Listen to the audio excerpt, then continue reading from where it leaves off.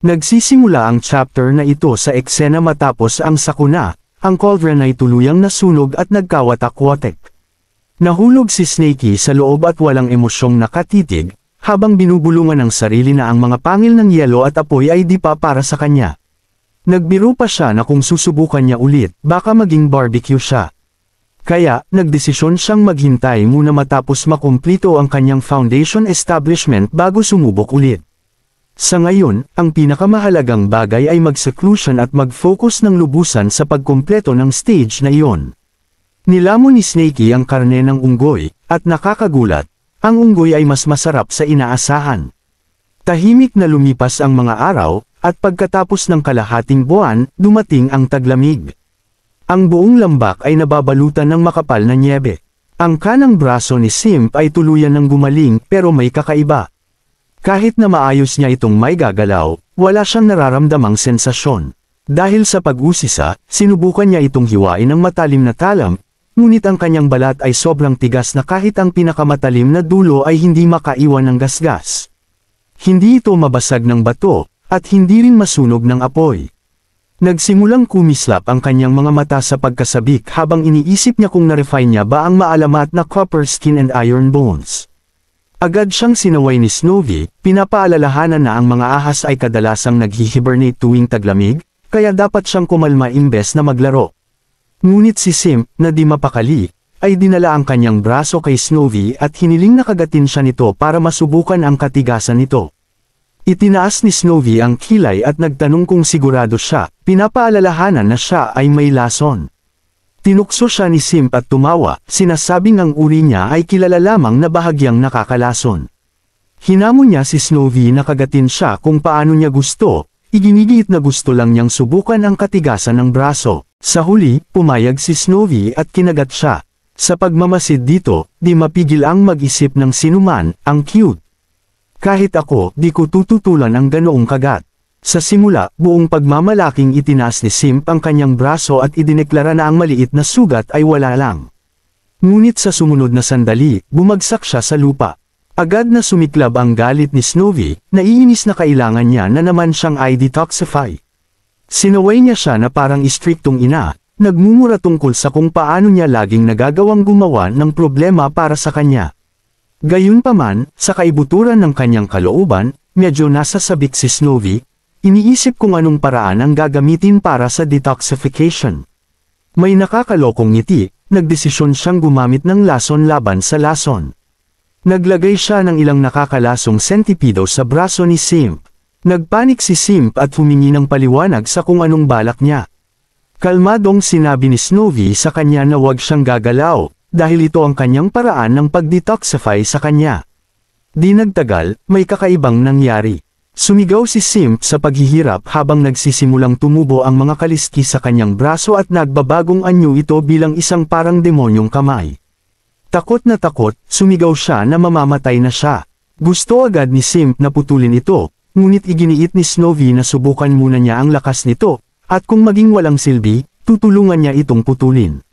Walang kasiguraduhang nakinig si Simp at sumuntok. Sa kanyang gulat, ang mabatong lupa ay nagkawatak-watek sa ilalim ng suntok. Sa pagiging saksi sa ganoong mapanirang lakas, siya ay nababalot ng pagkasabik. Nanginginig ang buong katawan habang idineklara na ito ay walang iba kundi ang maalamat na Queen Arm. Si Snowy, na hindi na-impress, ay gumapang pabalik sa paghihibernate at malamig na sinabi sa kanya na maaari na niya itong putulin. Ngunit si Simp, na ang mga mata ay nagniningning sa kasakiman, ay tumanggi. Sinasabing ito ay kanyang dakilang kapalaran at di niya ito kayang iwan. Sumimangot si Snowy, pinapaalalahanan siya na nagreklamo siya tungkol sa pangit nitong itsura at binabalaan siya na kung di niya ito puputulin, ang mga demonic scales ay maaaring kumalat sa buong katawan niya. Ngunit tinawanan lang ito ni Simp, idineklara na bilang isang cultivator, wala siyang pakialam sa panlabas na anyo. Samantala, lumipat ang eksena pabalik sa kuweba ni Snakey. Sinubukan ni Snakey ang kanyang foundation establishment ngunit nabigo. Di niya maintindihan kung ano ang nagkamali. Malinaw niyang naramdaman na tumaas ang kanyang realm ng isa pang layer at maging ang kanyang mga gintong kaliskis ay dumami. Minsang sinabi ni Dogo na ang isang kumpletong spirit foundation ay dapat na parang isang buong hakbang. Ngunit ang nagawa lang ni Snakey ay mag-condense ng isang solong brick. Ang totoo ay sa sinaunang panahon, noong nasa rurok ang cultivation, ang ika-9 na layer ng ki-refinang ay di ang limitasyon. Mayroon pang ika-10, ika-11, at ika-12 layer.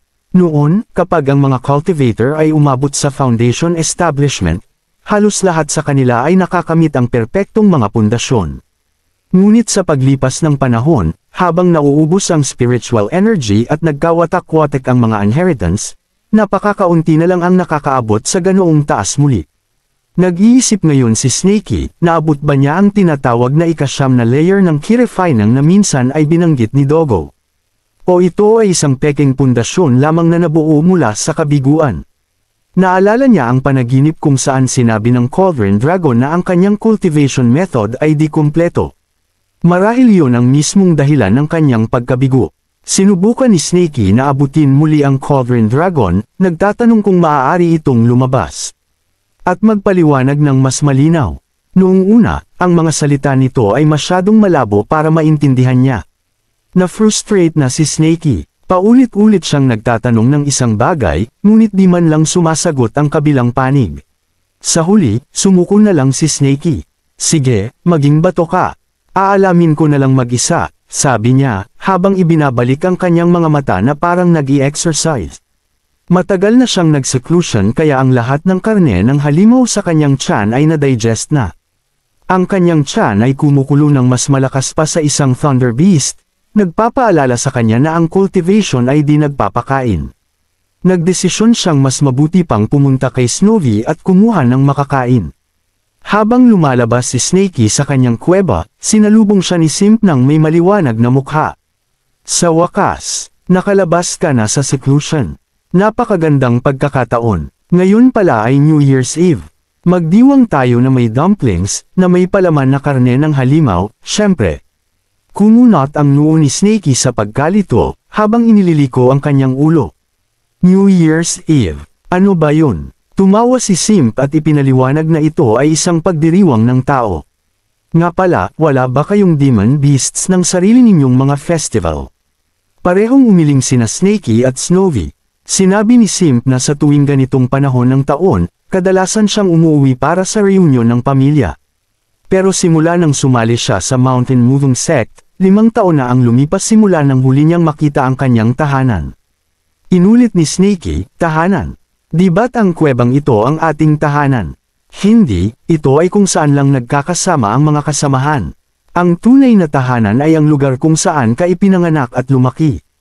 Habang masayang mumunguya si Snowy, binulong ni Snakey na, base sa definisyon ni Simp, ang kanilang tahanan ay dapat na ang 10,000 Snake Valley. Seryosong tumanggo si Simp at sinabing nakarinig siya ng mga bali-balita. Ang Snake Catching Sect ay nagpaplano na gawing slaughterhouse ang lambak na iyon. Mula sa kanyang perspektiba, isa iyong trahedya. Sa unang pagkakataon, nag-alinlangan si Snakey. Palagi niyang iniisip ang tahanan bilang teritoryo lamang, isang bagay na maaaring mapalitan kung mawala. Ngunit kung ang 10,000 Snake Valley ay tunay na itinuturing na tahanan, kung gayon ang Snake Catching Sect, hindi, iyon ay masyadong delikado para isipin pa. Bigla, ang detection jade sa kamay ni Snakey ay umilo. Ang kanyang mukha ay tumigas sa takot. Ang jade na ito ay ibinigay sa kanya ni Dogo noon.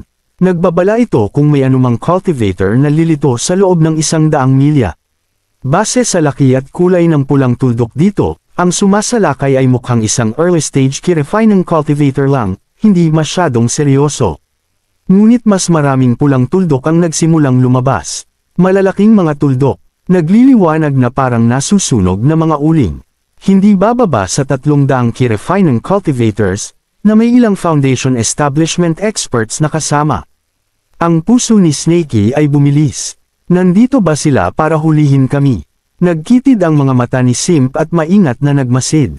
May mali, dumadaan lang sila. Tingnan mo, ang unang alon ay lumampas na ng 100 milya sa atin. At isa pang alon ang humahabol sa likod nila. Bumantong hininga si Snakey sa paghinga ng ginhawa. Kaya marahil isang malaking sect lang ang lumilipat. Walang kinalaman sa atin. Ngunit umiling si Simp. Alon-alon na ganito, dapat 10,000 Walang sect ang may ganoong karaming tao. Iyan ay halos kasing laki na ng hukbo ng isang cultivation nation. Maaari bang may paparating na digmaan? Ang mga mata ni Snakey ay nagliwanag. Sa pagkasabik imbes na takot.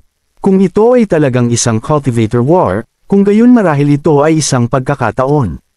Habang abala sila sa pakikipaglaban sa isa't isa, maaari tayong mag-focus sa pagsasanay at pagiging mas malakas. Bumantong hininga si Simp at sinabi na sana lang ay di maabot ng sakuna ang kanyang tinubo ang lupa. Ngunit kalmadong sinabi ni Snakey sa kanya na, sa lakas na mayroon sila ngayon, walang silbi ang mag-alala sa ganoong mga bagay. Sumang-ayon si Snowy, sinasabing sa pamamagitan lamang ng pag-focus sa cultivation nila mapoprotektahan ang kanilang sarili at ang kanilang mga pamilya sa hinaharap. Nagsalita si Snakey nang may pagmamalaki sa boses, sinabing balak niyang manghuli ng isang Foundation Establishment Beast, sa loob ng ilang araw upang makatulong sa kanyang cultivation. Inamin niyang delikado ito at tinanong kung gusto nilang sumama. Hahatiin natin ang mga mapapakinabangan batay sa merito, sabi niya. Si Snowy naman ay umiling na mukhang nag-aalala, at sinabing kailangan niyang alagaan ang kanyang mga spirit herbs, pills, at alchemy, kaya hindi siya sasama. Ngunit tuwang-tuwa namang nagtaas ng kamay si Sim tulad ng isang estudyante sa klase at sumigaw na sasama siya kay Snakey. Itinuro ni Snakey ang larawan ng leon sa mapa at sinabing sa loob ng 100 milya, mayroon lamang isang Foundation Establishment Beast, na nasa maagang yugto, at malapit na sa kalagitnaang yugto, ang Amethyst Thunder Lion. Ayon sa kanyang pananaliksik, ang panghuhuli dito ang magbibigay ng pinakamataas na pakinabang para sa panganib na kaakibat nito. Dito nagtatapos ang latest chapter ng manhwa na ito. Kita-kits next week.